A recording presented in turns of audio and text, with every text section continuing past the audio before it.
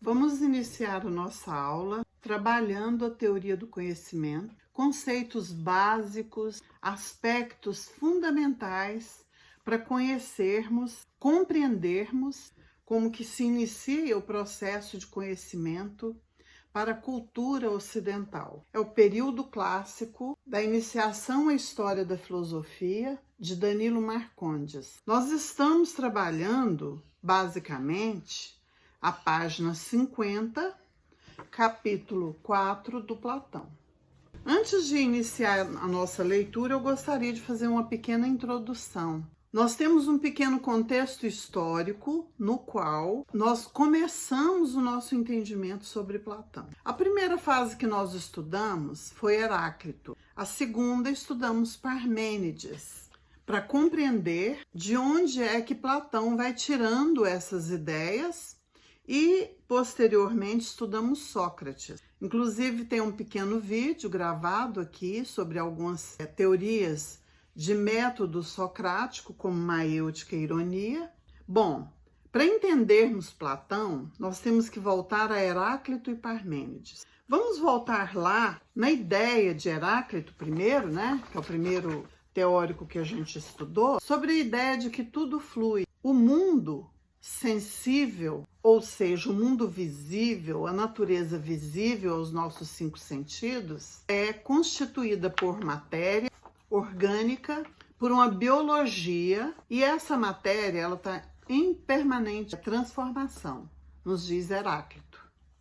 Heráclito tem uma frase que eu vou ler aqui para vocês, é uma frase muito famosa. Ela diz: ninguém entra 2 vezes no mesmo rio, pois quando nele se entra novamente, não se encontra as mesmas águas, e o próprio ser já se modificou. Assim, tudo é regido pela dialética. Eu também vou trabalhar com vocês o conceito de dialética, a tensão e o revezamento dos opostos, a noite e o dia, por exemplo.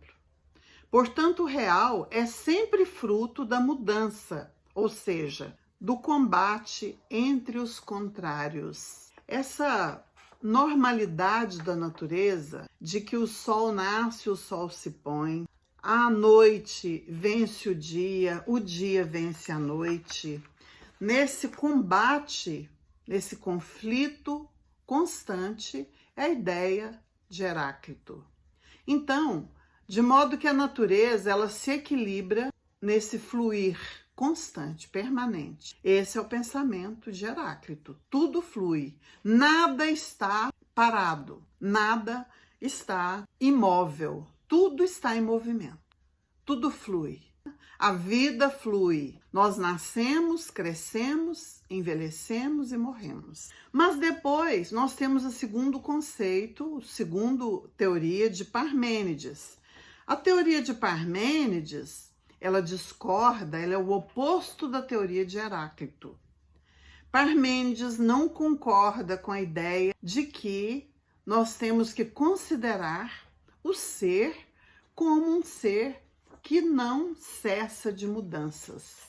Ou seja, para Parmênides, nós temos uma identidade e nós temos um mundo que não muda. Portanto, essa identidade, essa essência a que Parmênides se refere, é aquilo que dá a estabilidade para o ser. O ser não muda. Então ele diz, o ser é e não pode deixar de ser. O mundo é imutável. Logo, o ser é imutável. Ele fala da essência, ele não fala da aparência. Ele já fala de um mundo inteligível. Ele fala da alma, da unidade e da identidade desse ser. Então é muito importante nós compreendermos esses 2 aspectos. De um lado Heráclito, de outro lado Parmênides.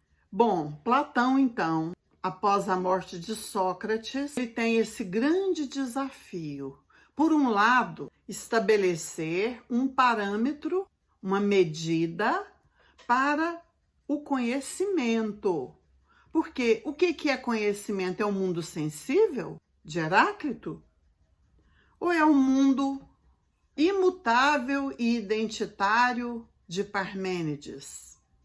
Então, esses dois aspectos vão acompanhar a filosofia de Platão, o conceito de conhecimento em Platão.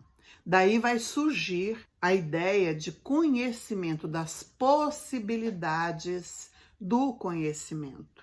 A primeira pergunta que a gente faz para a nossa reflexão é possível conhecer a realidade do mundo tal como ele é? Nós podemos conhecer a realidade tal como ela é? É uma reflexão que a gente convida vocês todos a fazerem conosco. Na filosofia, nós não estamos dando receitas. Na filosofia, nós estamos sempre refletindo sobre aspectos que são contraditórios. É uma crítica. E a filosofia procura, então, achar uma medida provisória. Não é uma verdade. É uma medida para que nós possamos conhecer as coisas, o mundo, de forma a sustentar a nossa ciência. Então, nós vamos começar a compreender Platão a partir dessa medida. Platão precisa superar dois momentos. O primeiro momento da disputa filosófica do ser, o que é o ser, entre Heráclito e Parmênides. A segunda reflexão de Platão e desafio de Platão é vencer a questão ética e política. Lembremos que Sócrates foi morto pelo sofista, pelo julgamento da opinião. A opinião, ela começa então nesse momento a ditar normas. E isso para Platão é algo correto. A teoria que dita as normas em Platão. Qual será a proposta então de Platão? Quais os conceitos? Então vamos para os conceitos. O que é mundo sensível e o que é mundo inteligível? E vamos então adentrar a alegoria da caverna.